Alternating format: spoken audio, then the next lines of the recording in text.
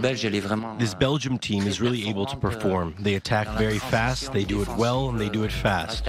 So I've made sure that my players are prepared for any scenario, for beginning of the match, any compositions, and during the match as well, if that changes. When you face a team like France, you know that you need to concentrate for 90 minutes. There are some special individuals that they can decide the scoreline in one action. So I don't think this is the type of game that you can think that you can walk onto the pitch and thinking that you're gonna perform in a way that what you did before against Brazil is gonna help you.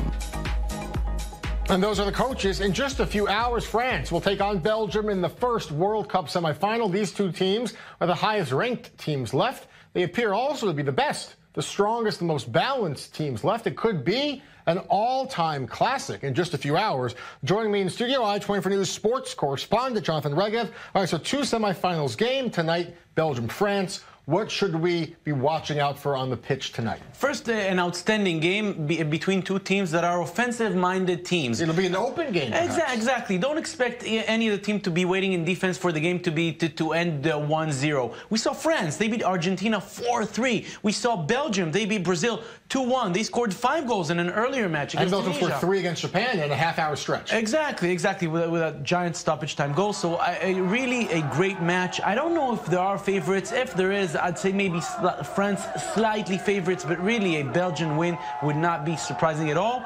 And some interesting issues there. For example, the issue of Thierry Henry, the assistant coach of the Belgian team. He's French. Not only is he French, he's the leading goal scorer for the France national team. Now he's the assistant coach for Belgium. He wants to bring a World Cup. He already has one World Cup. Now he wants to do it for Belgium. Exactly. So many stories there. And the story of Belgium is very interesting. We saw Roberto Martinez, their manager. He's from Spain. Their assistant managers, one from England, one from France, as we've said. Their players, some of them speak Dutch or Flemish. Others speak French. A very multicultural team. Same as France, by the way, with all the migrants. Very, very interesting game coming up. All right, so that's the game tonight. We also want to point out there's new allegations about the Russian team. They had a historic, incredible Cinderella run through the quarterfinals, but now new allegations they may have been cheated.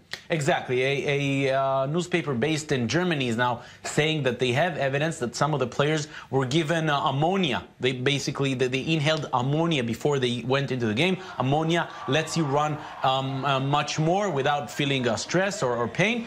We have to say this is not illegal. This is not illegal, and if you go through a doping test, this will not be cheating. So why ammonia? Was that very dangerous. Yeah. Very dangerous. Now, the 5 players that ran the highest distance in the competition up until the quarterfinal, all of them from Russia. One of them a 39-year-old defender, one of the top 5 runners in this World Cup. Does this make sense? Not so much. This all adds to a story, and we know about Russian doping.